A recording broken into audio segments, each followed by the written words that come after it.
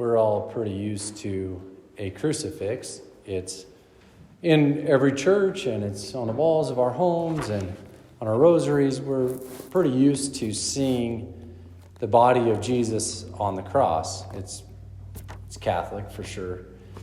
I bring that up today because this is the day we celebrate the crucifixion of our Lord.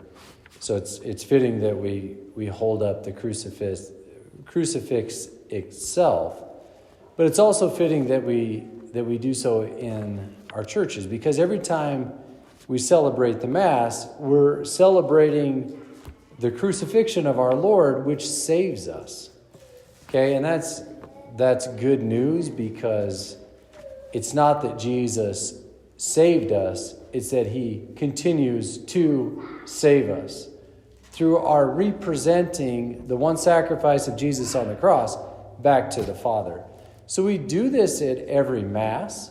That's what the Mass involves, this representation of Christ on the cross. But we do so today in a particular way. So every Good Friday, it's the only day of the year that we don't celebrate Mass. Right? So it's the one day there's not a Mass celebrated today. In that is kind of fitting because it's what we're doing in this Paschal mystery from Holy Thursday through Good Friday and Easter Sunday. It's all one event. And so what we're doing here today, exalting the cross, our Lord's crucifixion that saves us, it's like what we do at every Mass. It's a standstill moment of us like being present at our Lord's crucifixion. So that's kind of the deal. Every time we do this Good Friday thing or we celebrate Mass, it's not just remembering an event of the past. It's bringing that past event into the present, which continues to save us. Here in Wright, Wyoming in 2024, that event, bam, present, continues to save us who are present here today, and that grace goes out to the whole world. All right, this is a mystery, but it also has its roots back in Jewish history. So for the Jews, they would, every year, and actually right now, what we're doing, they'd celebrate the Passover. That moment when when God drew them out of slavery in Egypt, they slaughtered a lamb, and that blood of the lamb was put on the doorposts of their homes, and then the angel of death that went around slewing all the firstborn passed over the houses that had that blood put over the doorways of those houses, all right? So that event, as well as their flight through the desert and across through the Red Sea, they would celebrate that again every year, annual. It was a perpetual celebration. And when they did so, it wasn't like it was, okay, remember when this happened? No, it was like they were partakers in it.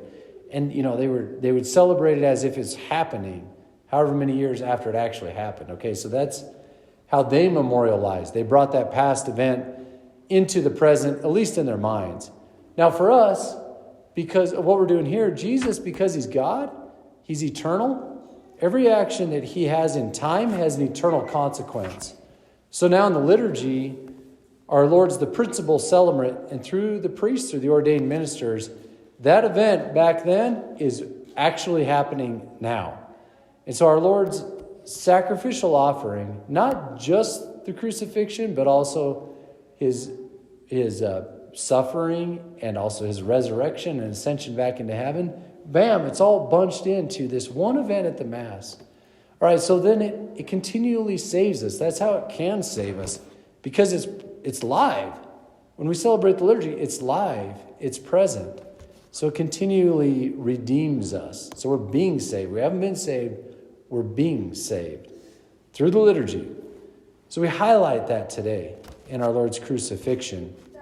And so it's somewhat fitting that we don't celebrate Mass today, because what we celebrate at every Mass is what we're celebrating all day today, our Lord's sacrificial offering on the cross, which saves us. So it's a beautiful, not just a reminder of the fact that we're not spectators to this event that happened in the past. It's not just even a remembrance of it. It's happening now, live, every time we celebrate the liturgy, and especially today on Good Friday. We're participants. We're Mary Magdalene, we're John, we're our Blessed Mother, we're at the foot of the cross. All right, and so now our presence here continually redeems us, and it continually sanctifies the world as well. So that's the great mystery going on today and every Mass we celebrate.